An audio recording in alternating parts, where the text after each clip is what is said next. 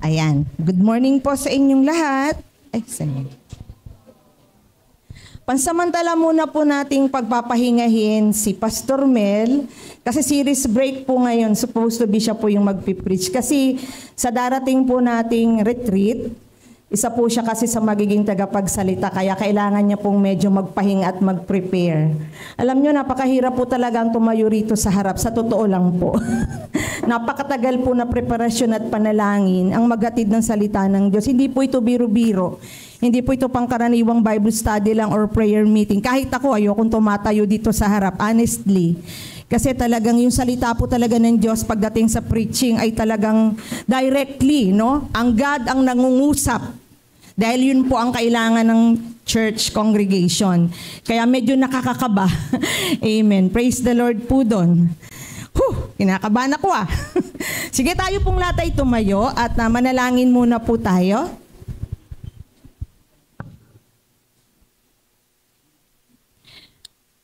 Thank you, Lord Jesus.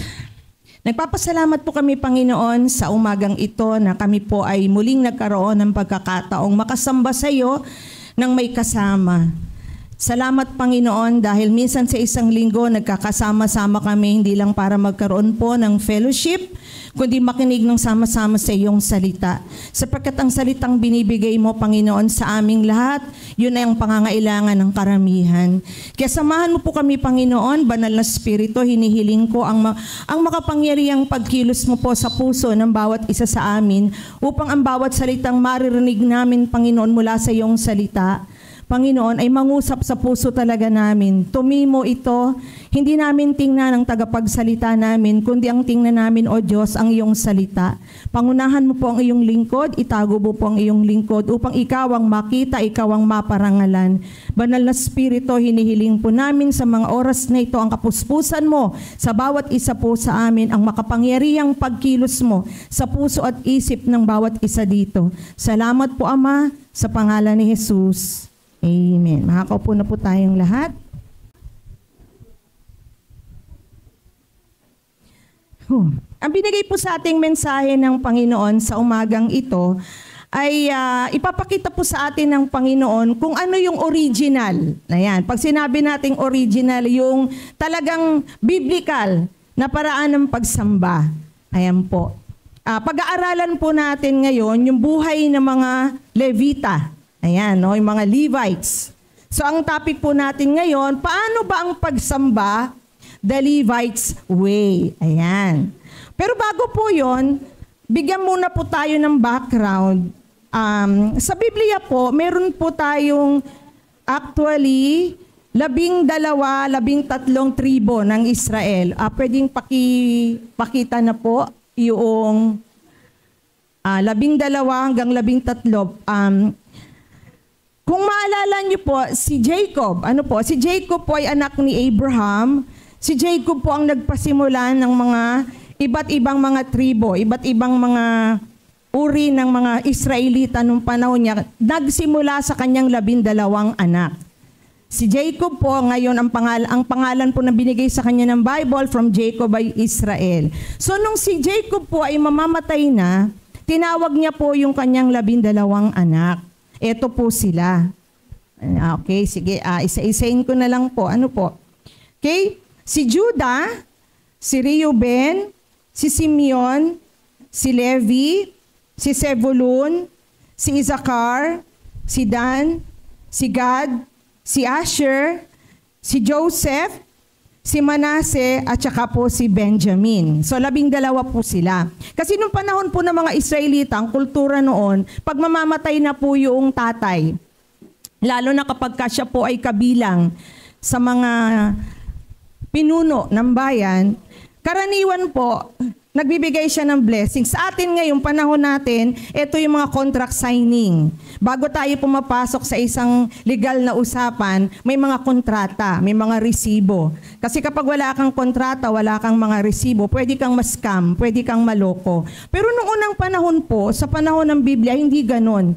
Napaka-powerful po ng salita lang. Limbawa, nagkita po kami ni Pastor Mel sa kalsada. Nagbatian kami, kunyari po. Tapos diniklara niya na Ang anak kong ito ang magiging ganyan. Siya ang magmamana ng aking kayamanan. Kaya ikaw ang mamamahala sa kanya, bla bla bla. Kung sa panahon natin ngayon, pwedeng maloko yon. Pero noong unang panahon, kapag nagdeklara, ang tao sa mamagitan ng kanyang salita, ino-honor ng Diyos yun. Hindi pwede noong unang panahon ang magsinungaling. Kasi pag nagsinungaling ka nung unang panahon at ginamit mo ang pangalan ng Diyos, matik pwede kang mamatay. So ganun ka-powerful. So nung si Jacob po ay nag-pronounce ng blessing, etong 12 anak niya, sinabi niya na kung ano yung mangyayari. Yan po ay nasa Genesis chapter 49. Pagkatapos po nung lumipas ng mga panahon, nung nakubkob na po nila Moses ang kanilang lupang pangako at magsisimula na po sila maghatian ng mga lupain. Ayan. Etong 12 tribes na ito, sila yung mamumuno sa bawat tribo. Yung mga anak ni Jacob, sila po yung mga pinuno. Bagamat si Joseph po, wala dyan, kasi nung panahon po na ito, si Joseph po yung dalawang anak niya, si Naphtali at saka si Ephraim, no? Okay? Yung dalawang anak niyang ito, yun yung nag-represent ng tribo nila. Di ko nga po alam kung bakit. Pero ganun pa man, bali lumalabas sa panahon po ng Numbers chapter 1, ito na po yung naging official ng mga tribo. Sa Judah, familiar kayo, yan yung pinakamalaking tribo. Diyan ang galing si Caleb, si David, si Solomon, si Mary at saka si Lord Jesus sa kanilang mga ninuno. Sa Levi naman po, si Moses, si Aaron, si John the Baptist, at saka si Barnabas. Sa Dan, sa tribo ng Dan, dyan ang galing si Samson. Tinasabi ko lang po yung mga famous, mga kilala. Mula sa Ephraim naman, si Joshua at saka si Samuel. Mula naman sa Benjamin, si Saul, si Haring Saul, si Mordecai at saka si Paul. Ngayon ang tanong, bakit po siya 13 dapat na naging 12? Kasi po, originally, kasama po yung Levi sa 12 tribo. Pero pagdating po ng Numbers, no, kung naalala nyo po, nung si Moses po ay umakyat sa sige, basahin muna natin, mamaya na lang pala po yun.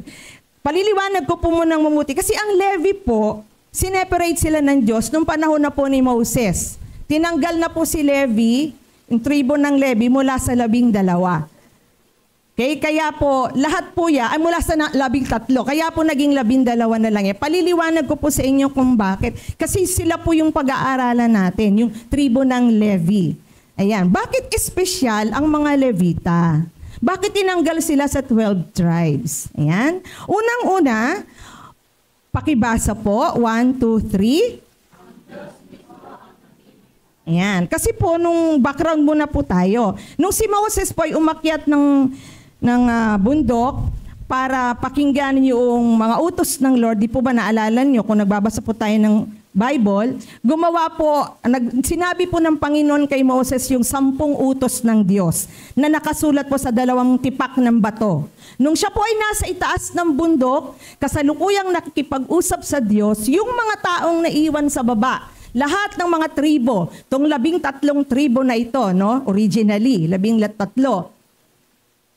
Dahil nainip na sila sa pagbaba ni Moses, sabi nila, ano ba yan? Ang tagal naman ni Moses, sumamba na nga tayo sa Diyos-Diyosan. So ang ginawa po nila, itong si Aaron, no, namumuno sa kanila, nag-compromise. Kinolekta lahat yung mga jewelries na mga may ginto, tapos sinunog nila, ginawa nilang guya. Naalala niyo po yon? Ginawa nilang malaking guya, tapos sinamba na nila.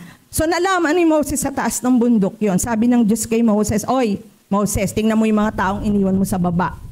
So nagalit po doon si Lord. Kaya pagbaba ni Moses, sa sobrang galit niya, binagsak niya yung 2 tipak ng bato ng 10 utos, at ito po mababasa natin. Exodus chapter 32, verses 26 to 29.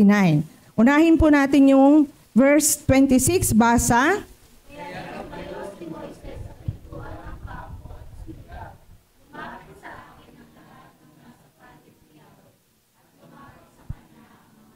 So yon, nung pagbaba niya po ng sa lahat ng tribo, sabing ganon, lumapit sa akin. Lahat ng kakampi ni Yahweh, lapit sa akin. Sino yung lumapit? Mga Levita. Out of 13, Levita lang ang lumapit. Next verse. 1, 2, 3.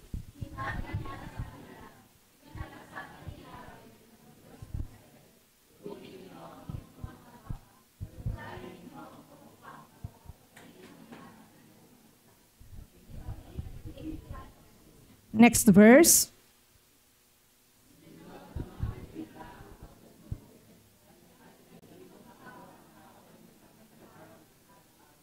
Last verse. At sinabi ni Moses,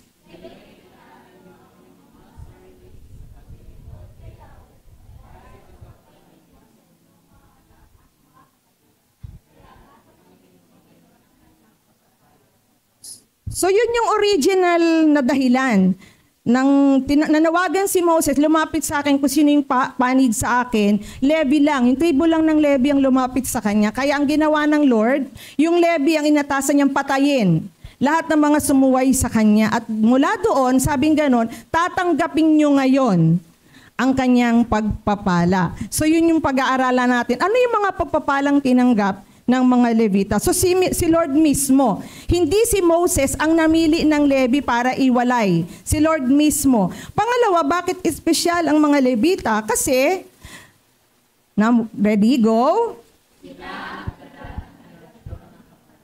Yan. Sila yung nagdala ng henerasyon ng kaparian. Sa kanila nang galing yung mga pare. Ano po ba ang binubuo nila? Ito po yung binubuo ng mga Levita, mga Levites. Ano po? Una, binubuo sila ng high priest.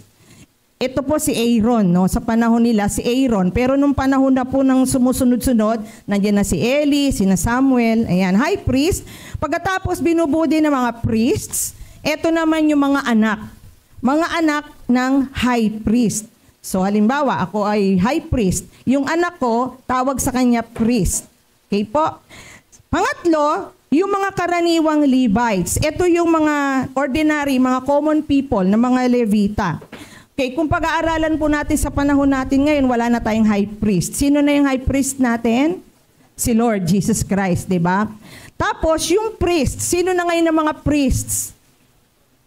Tayo. Di ba sabi ng Lord, you are a royal priesthood. Kayo na. Tayo ng mga pare, no? Kaya wala na po mga literal na pare ngayon. At sino na ngayon yung mga karaniwang Levites? Ito yung mga karaniwang mga Kristiyanong manggagawa na.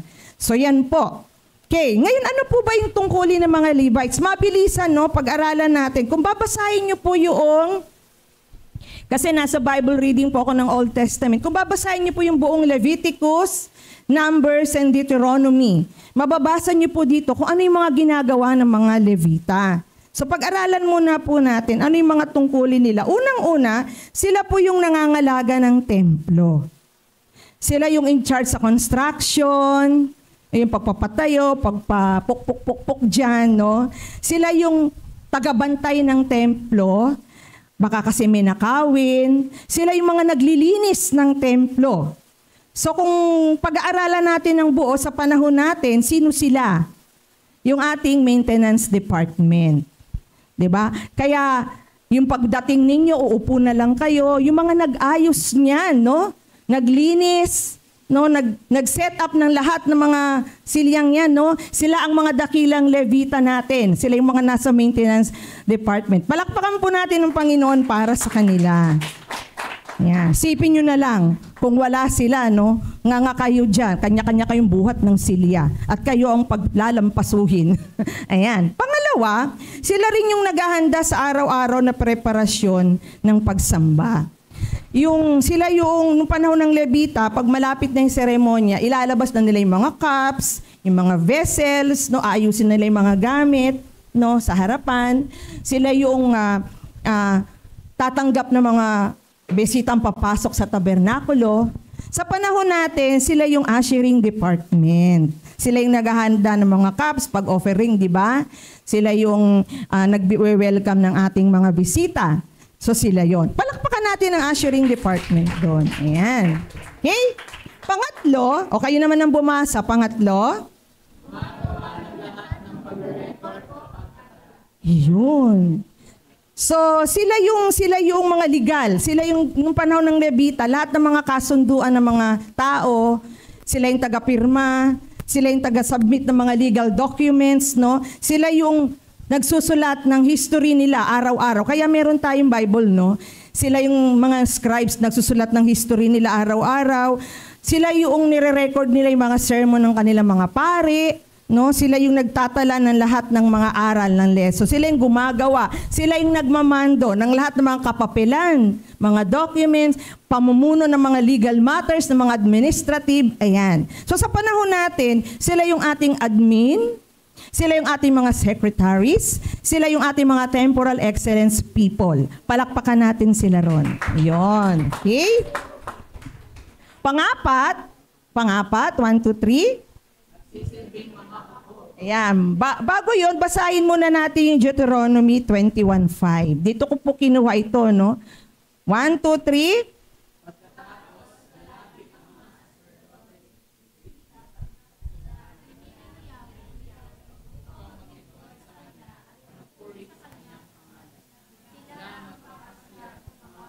Ayan. Sila yung magpapasya. So kapag may mga problema yung mga tao, yung iba-ibang mga tribo, lalapit sa kanila.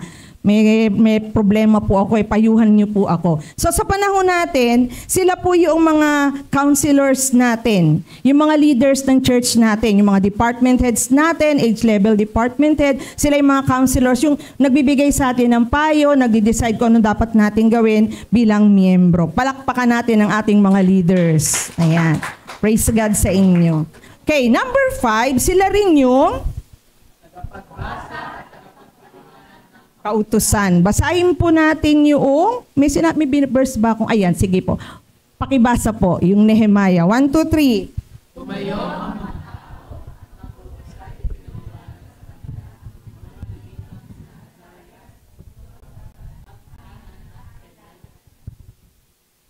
Binasa, next.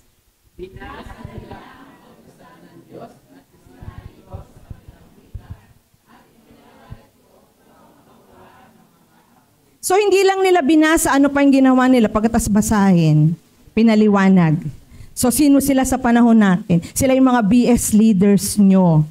Sila yung mga care flock leaders nyo. Sila yung mga disciples nyo. Sila yung mga soul winners nyo. Kasi sila yung nagbigay sa inyo ng aral ng Diyos at nagpaliwanag. Palakpakan natin sila. Ayun, praise God, no? Okay, number 6, sila din yung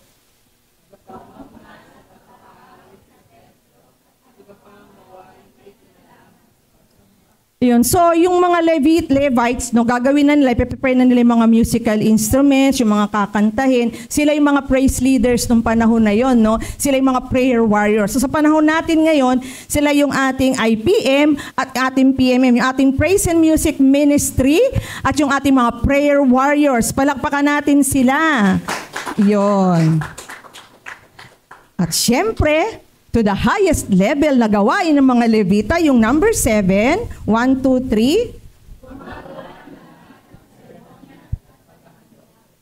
Yung pinakamataas na gawain, no, sa loob ng templo, no, yung paghahandog ng mga, kasi hindi lahat pwedeng mag-offering, no, magpatay ng guya, i-offer kay Lord. Hindi. Mga high priest lang yon, no, at mga inutusan ng high priest. So, sila yung naghahanda ng lahat ng ceremony pag may dinededicate na panganay, pag may ikakasal, pagka may ihahandog na sin offering, no. Sa panahon natin, sino sila? Sila yung ating mga pastors. Palakpakan natin ang ating mga pastors. Ayan. Ngayon, ano yung aplikasyon nito? Bakit natin kailangan silipin kung ano yung mga trabaho ng mga Levita? Kasi, 1, 2, 3, tayong lahat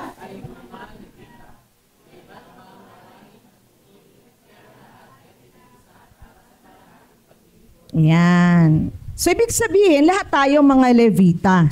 Technically speaking, lahat kasi yon ginagawa natin. Siguro ito yung naging pattern ng mga Christian churches kung ba't may mga ganong mga ministries. Ano po? Kasi kung pupunahin po natin, saan po ba nanggaling ang word na Levites or Levi? Ang salitang Levites po, ang ibig sabihin yan, pari. Pero anong ibig sabihin ng Levi? Joined or harmony. So, ibig sabihin, kung pagsasamahin nyo yan, ang trabaho ng mga Levites, mga pari, na may pagkakaisa, naglilingkod kay Lord. Alam nyo po, nung 1800s, may picture yata ko dito nung, yung picture. Pakita po yung picture ng, wala, sige. Ayan. So, nung 1800s po,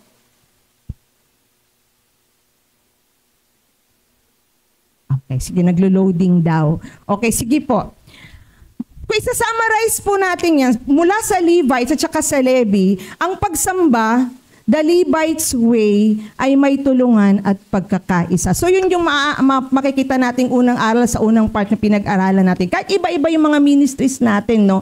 Kahit iba-iba yung ating ginagawa. Wala diyang mas mababang ministry, mas mataas na ministry. Walang ganon, no? Pagdating natin sa heaven, masusurprise pa tayo. Mas maraming corona pa yung tagalinis ng church kaysa sa pastor na nagpipreach. Diba? Hindi natin ma-imagine pagdating natin sa langit, no? Yung mga inaakala nating hindi makakatanggap, then nakatago lang, mga prayer warriors, taga-buhat, taga-ganyan, no? Magugulat tayo sa coronation day sa langit, no? Sila yung pinakamaraming reward mula sa Panginoon. Kasi ang ministry natin sa ngayon, hindi yan, kaya alam nyo yung iba, no, gusto nila maging department head sila, gusto nila nagpipreach sila, nagtuturo sila, kasi akala nila, yun yung mataas na level ng paglilingkod kay Lord. Ay, hindi po ganun, no? Lahat tayo, may kanya-ka tayong tungkulin ng paglilingkod kay Lord. Ang tinitingnan dito ng Panginoon yung katapatan ng puso natin. So, ang pagsamba, the Levites way, ay may tulungan at pagkakaisa. So yun po yung ating unang aplikasyon na makikita. Yan, noong pong 1800s, ayan po, yung Dewberry Baptist Church. Nabasa ko po ito sa Facebook. Ano po?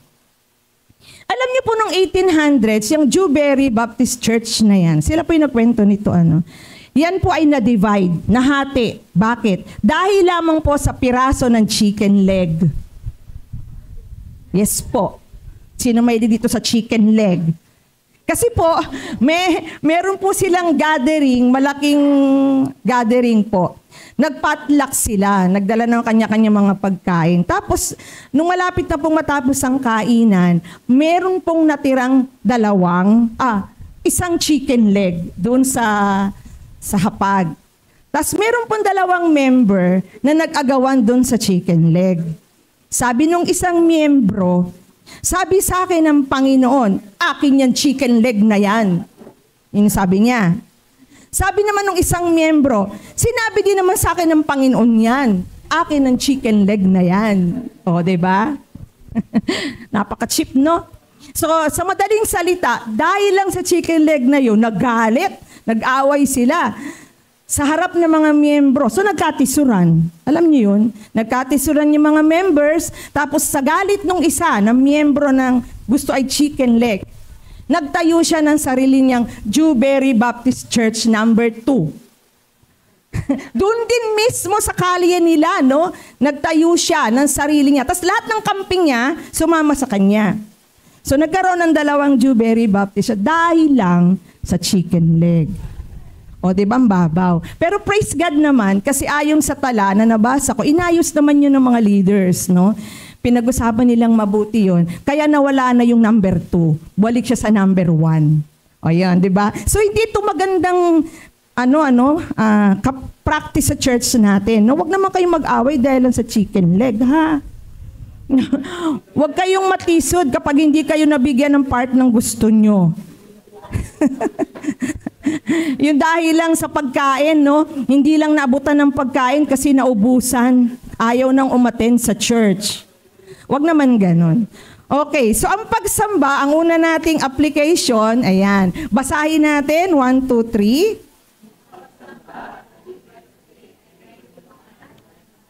Ayun. So yun po yung tatandaan natin mga kapamuso. Sumasamba tayo kapag tayo ay nagtutulungan at nagkakaisa. So, dito na po tayo magfo-focus sa topic na ito, no? Ano po ba ang mga sakripisyo at benepisyo ng mga Levites nung panahon na yon? Okay. Unang-unang sakripisyo muna, hiniwalay sila sa karaniwang mga mamamayan. Tingnan po natin yung Numbers chapter 1, verse 48. Sabi dito ng verse, pakibasa po.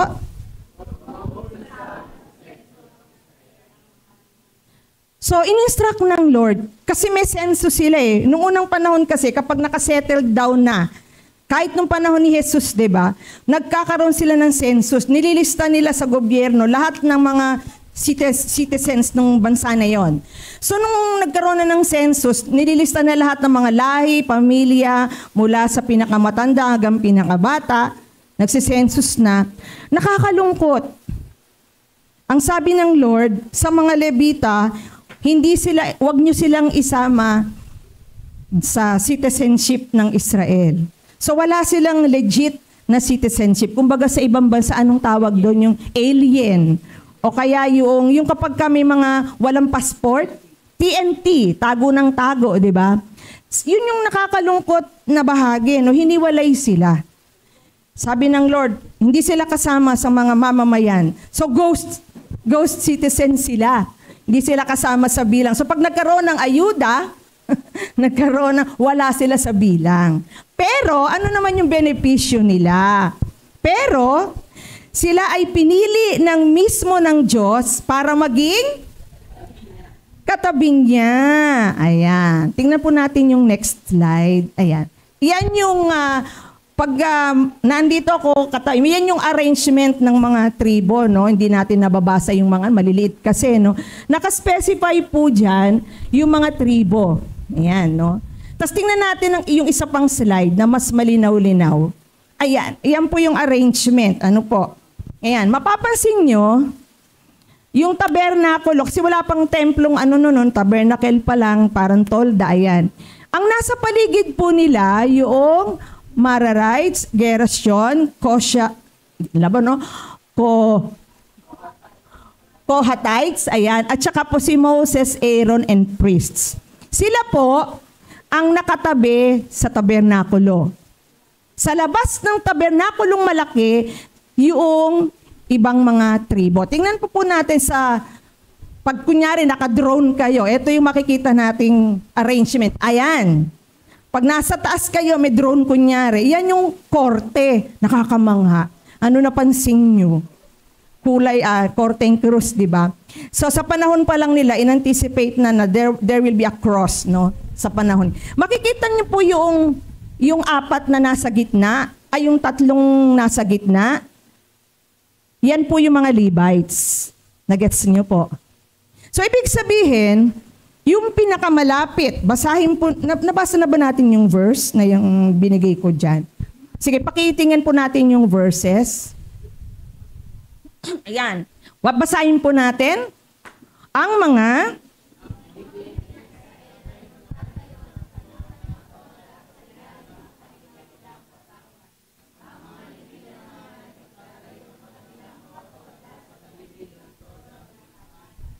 sila ang itatalaga mo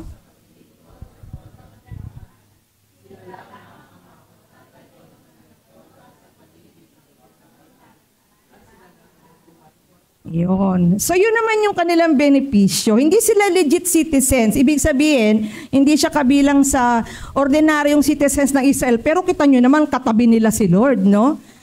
Mismong nasa pinakatabernakulo, yung kaniyang mga Levites. Ano pong makikita nating aplikasyon doon? Minsan, ang mahiwalay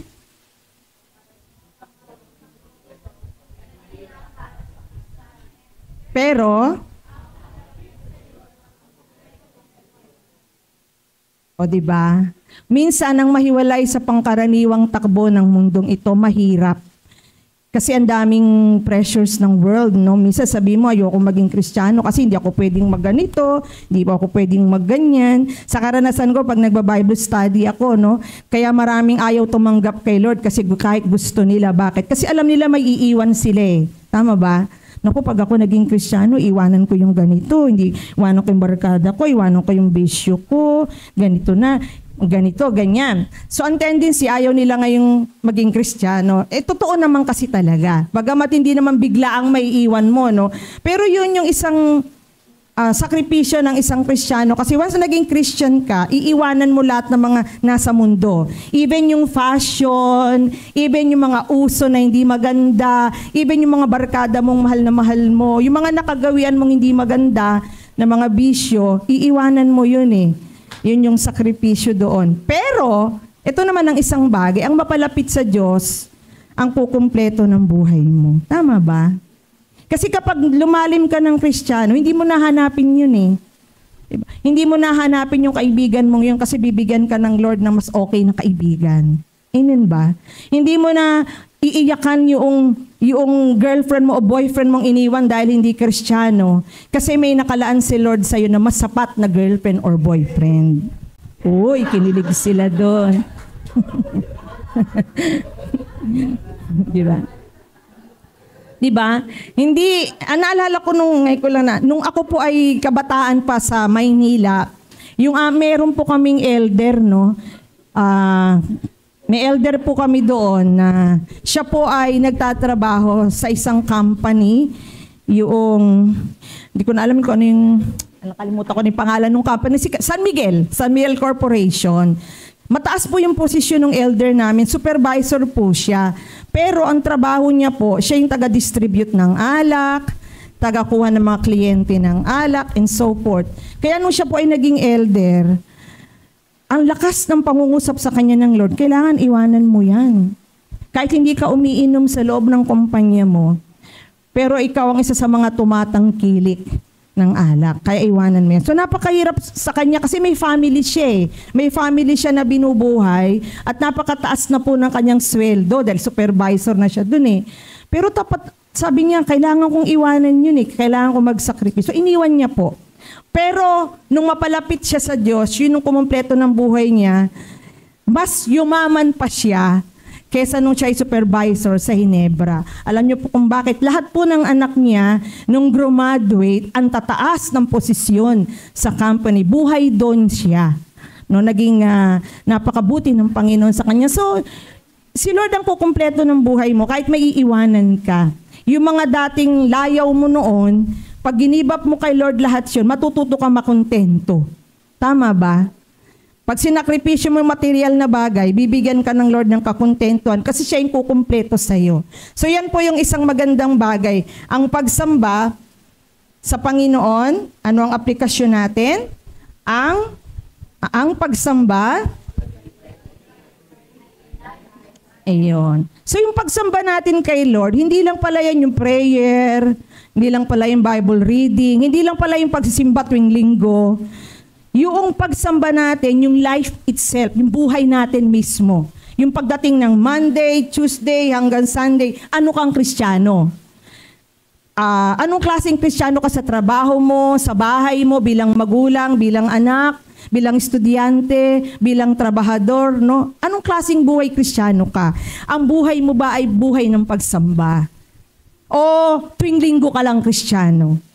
So yun po yung gusto nating matutunan sa mga Levites na itong buhay mismo natin. Sabi ng Lord, you are the temple of the Holy Spirit. Nakatira sa yung templo. Sa katawan mo ang banal na spirito. So every day, your life itself, na yung buhay mo mismo, pagising mo pa lang pag-umaga hanggang pagtulog mo, tatandaan mo, ang buhay ko ba ay buhay ng pagsamba kay Lord?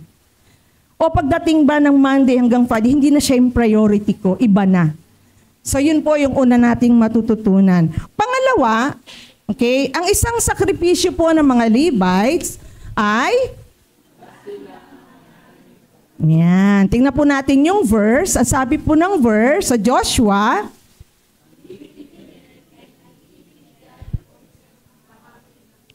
ayun, narating na nila yung kanilang mga lupang pangako. Ito na yung time ng distribution na. Kasi di ba, bago nila maangkin yung lupa, ginera muna lahat na nakatira dun eh. Para pinaalis, pinatay lahat ng mamamayan, tapos eto na ang lupain ko. Naisip ko nga nung unang panahon, sabi ko, kung alam ko lang na pwede palang pag tumusok ka, ito na ang lupain ko. Sana nung bata pa kami, tinusukan ko na ng tinusukan yung mga lupain namin sa probinsya. Kasi napansin niyo yung mga ninuno natin, wala naman silang di ba? Pero ba't ang dami nilang lupain? Kasi nung unang panahon, kung sino yung unang namayan Sa kanya yung lupain na yun. Ganito po, nung ginawa po ni Moses, dinistribute na yung mga lupain. So kunyari, Judah, kayong pinakamalaking tribo. Yung 4 na lupain na yan sa inyo, minimension niya yung mga lupain. Pero ang nakakalungkot, pagdating sa tribo ng Levi, ang lipi ni Levi ay hindi binigyan ni Moses. Nga, saan kami titira? Tapos sabi, dahil doon, wala silang ikakabuhay. Kasi pag nasakop na nila yung lupang pangako, doon na sila mamumuhay. Lahat ng pananim, kanila. Lahat ng pagkain, lahat ng pag-ani, kanila. So paano yung mga Levites? Paano sila mabubuhay? Ano ikabubuhay nila? Wala silang lupa. Wala silang pagkain. Yun yung kanilang sakripisyo. Pero, ano ang kanilang benepisyo? 1, 2, 3? Ayun. Basahin po natin yung sunod na mga verses. Okay, sabing ganon, sa halip, ang tatanggapin nila ay ang bahaging kukunin sa mga handog ng bayan kay Yahweh. In the next verse, sabing ganon ng Joshua, basahin po natin.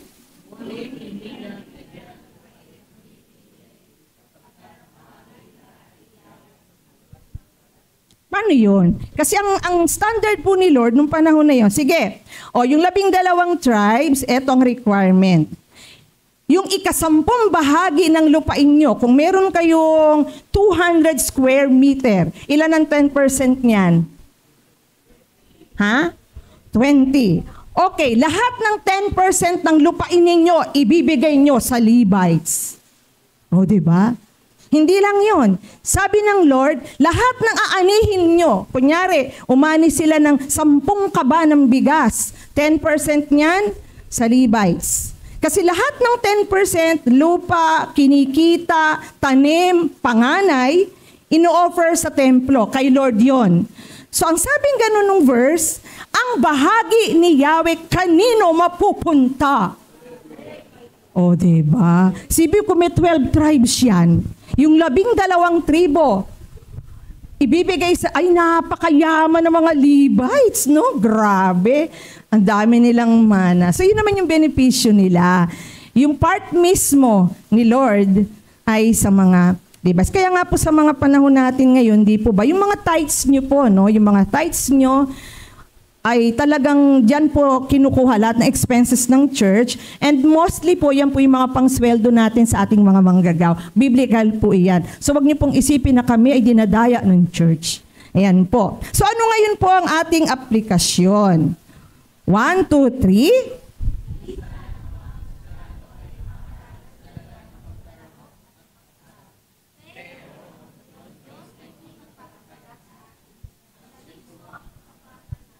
Akala natin, wala. Pero, meron pala. O, diba? So, minsan nakakaranas talaga tayo ng kakapusan eh. At the end of the day, wala ka nang kakainin. Akala mo, wala ka nang kakainin. Yung pala, merong naghihintay sa middle of the night. May special delivery. O, diba? Kasi si Lord mismo yung kasapatan natin. So, ano po yung aplikasyon natin dito? 1, 2, 3. Ang pagsamba, the Levites way.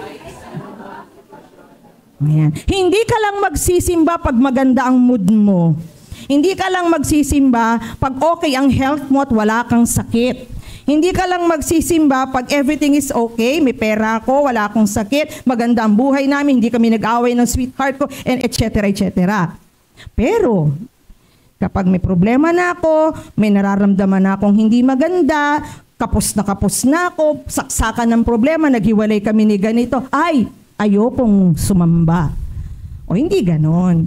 Ang pagsamba the Levites way, kahit anong sitwasyon ng buhay mo, sasamba ka. Nung panahon ng Levites, obligado lahat ng tribo na lagi silang magsasamba sa tabernacle. Kahit namatayan sila, natalo sila sa gera, etc. So yun po yung dati nating tatandaan, mga kapamuso ha. Grow up na po tayo. Wag na po tayong i-follow up. Wag na po tayong payuhan ng payuhan. Wag na po tayong sesermonan. Ano po, mismo maisip natin ang pagsamba kay Lord. Kahit anong sitwasyon. Si Job nga, di ba? Namatayan lahat, nagkasakit lahat. Pero sabi niya, at the end ng kanyang prayer, sabi niya, kinuha na ni Lord ang lahat. Praise be to God. So, di ba? So, kahit anong sitwasyon po ng buhay natin, masumpungan tayo ng Diyos na sumasamba gaya ng mga Levita. Pangatlo po, dito po tayo mag-e-end. No? Pangatlo, sila ay wala na, hello na raw. Kay pangatlo po, sila ay literal na pag-aari ng Diyos. Yun po yung sakripisyo. Sila ay literal na pag-aari ng Diyos. Sabi po ng Numbers chapter 3 verse 13, basahin ko na lang po. Sabi dito, sinabi ni Yahweh kay Moses, ang mga kapakibasa na lang po. Sige po.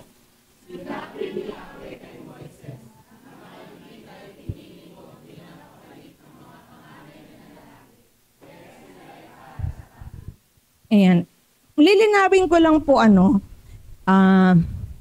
kasi nung panahon po ng mga Levites, nung panahon ng Leviticus, yung pong mga Levita, full-timers lahat sila. Kaya po sila hiniwalay sa mga ordinaryong citizens kasi ang trabaho lang talaga nila, tabernacle ng Lord. Doon sila buong araw at gabi. Bawal sila magtrabaho, bawal silang kumita. Pwede silang magpamilya, pero dapat buong sila maglilingkod sa tabernacle, no? So, ang priority ng mga Levita noon, tabernacle. Bawal sa kanila ang magtrabaho at gumawa ng ibang mga bagay. Nung nagkaroon po tayo dito ng YA Fellowship, Couples Fellowship, sinabi po ng ating magiting na speaker no, na tama naman, totoo naman, na pagdating sa mga priorities, ang uunahin natin yung pagiging Christian mo, tas family mo, and then church. Yun po yung arrangement. Totoo po yun. Hindi po yun mali.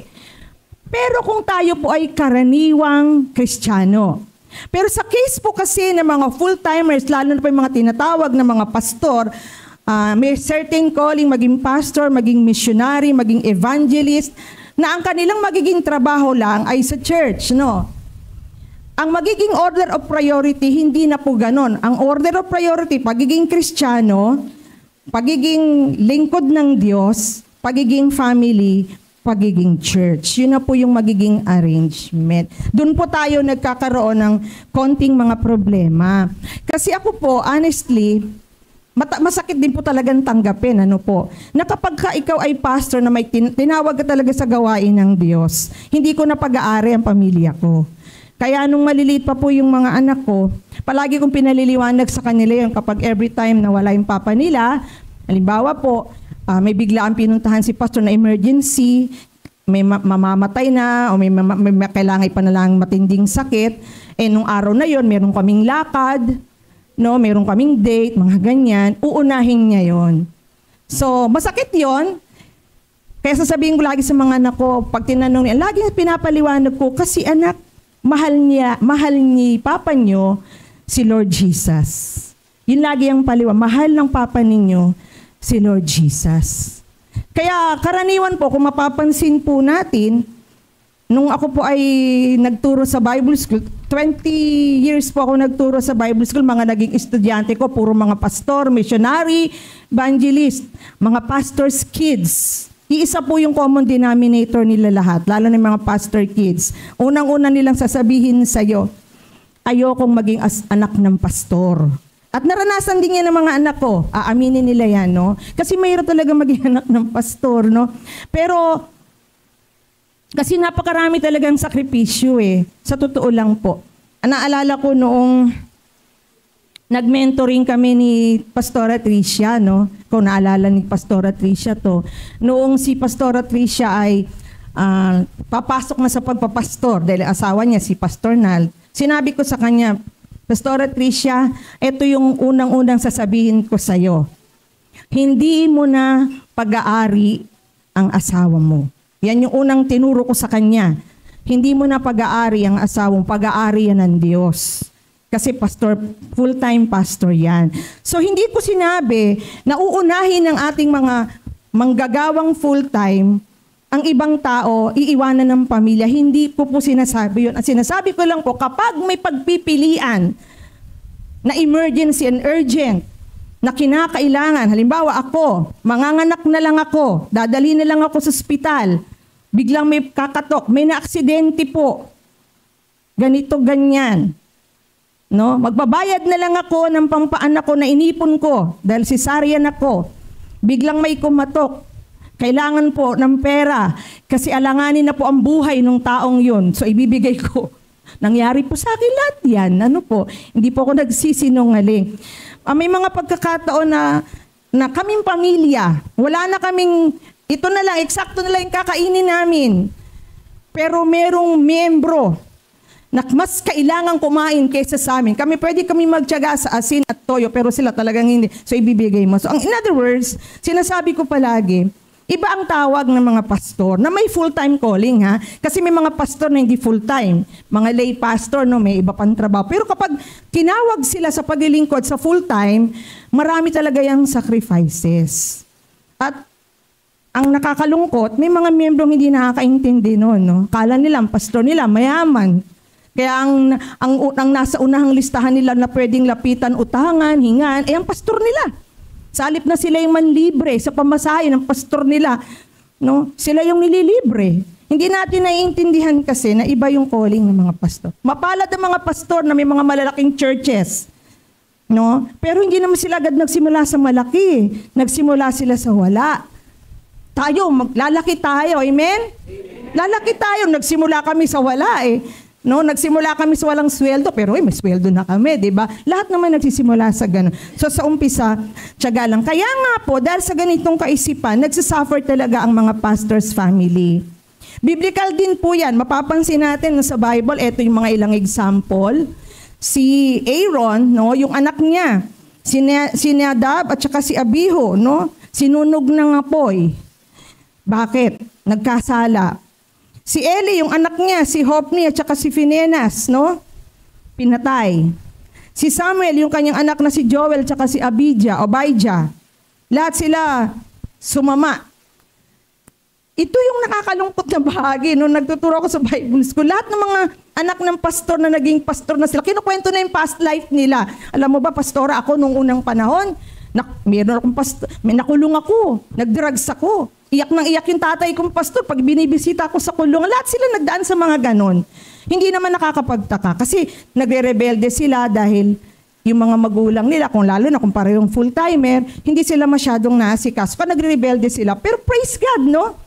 Kasi kapag sila naman ay naalalayan ng mga magulang na pastor Nal, di ba? Kay Elijah at kay Elisha. Pag sila naman ay binusog sa panalangin, inalayan ng gusto, tinuruan ng tama, lumiko man yan, mag-backslide man yan kay Lord, mag-rebelde man yan kay Lord, mag-rebelde man yan sa tatay nila, pag sila na ay minature ng Lord sa pananampalataya at sa edad, may intindihan nila ang lahat. And that is true sa life ko. Dumaan ako sa panahon na nagrebelde sa amin ng mga anak namin. Aaminin nila yan. At marami silang mga tampo sa amin. Pero look at them now. Pinagtagumpay sila ng Panginoon. Nakuha sa panalangin at pangaral. So ang sinasabi ko po, intindihin po natin na hindi lahat ng tawag ay ganun. Kaya ang hirap. Kaya kinakailangan kapag ikaw ay pumasok sa tawag ng Panginoon, tiyakin mo na tawag ka talaga ng Lord kasi marami kang haharaping sakripisyo. Pero ito naman ang magandang benepisyo ng mga Levites. Ayan. Sila ay literal na pag-aari ng Diyos, pero sila naman ay ibinukod at itinatangi ng Diyos. Application po natin sa paglilingkod sa ating Diyos, kasama talaga ang mga pasakit at sakripisyo, pero kasabay naman ito ang pagtangi sa atin. So, totoong maraming sakripisyo sa paglilingkod kay Lord. Lalo na po yung mga leaders, no? Mararanasan nyo yan.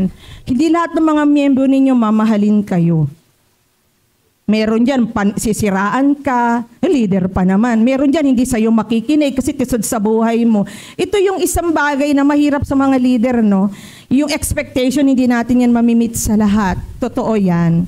Pero tatandaan natin, yung Lord, special tayo kay Lord. Hindi man tayo maintindihan ng ating mga miyembro, pero sa paningin ng Diyos, special tayo. At iba ang blessing. Amen? Iba ang blessing sa mga naglilingkod kay Lord. Iba yan. Kaya nga po, ang ating pinaka-ultimate application, 1, 2, 3. Yun po yung ating dapat matandaan. Ang pagsamba kay Lord ay buong buo. Kasama ang sarili mo, kasama ang pag-aari mo, kasama ang mga tinatangkilik mo, kasama lahat yan ang buhay mo. Ang pagsamba kay Lord ay buong buo, full-timer ka man o hindi. Amen po ba? Tayo po'y manalangin. Dakilang Diyos, salamat po na itinuro mo po sa amin kung paano ang tunay na pagsamba ng mga Levita na dadalhin po namin sa aming paglilingkod sa panahon na to. Ang Biblia ay hindi nagbabago sa kanyang konteksto, sa kanyang nais iparating. Kung ano ang paraan noon, paraan din ngayon. Nagbabago lang po siya ng sistema, ng strategy, pero yung pinaka-puso, andun yun. Kaya Panginoon, tulungan mo kami, lahat kami maging Levita. Sumamba kami sa iyo ng buong buo, yung aming buhay, kahit anong sakripisyo, kahit anong pagdadaanan namin, ikaw ang sasambahin at mamahalin po namin.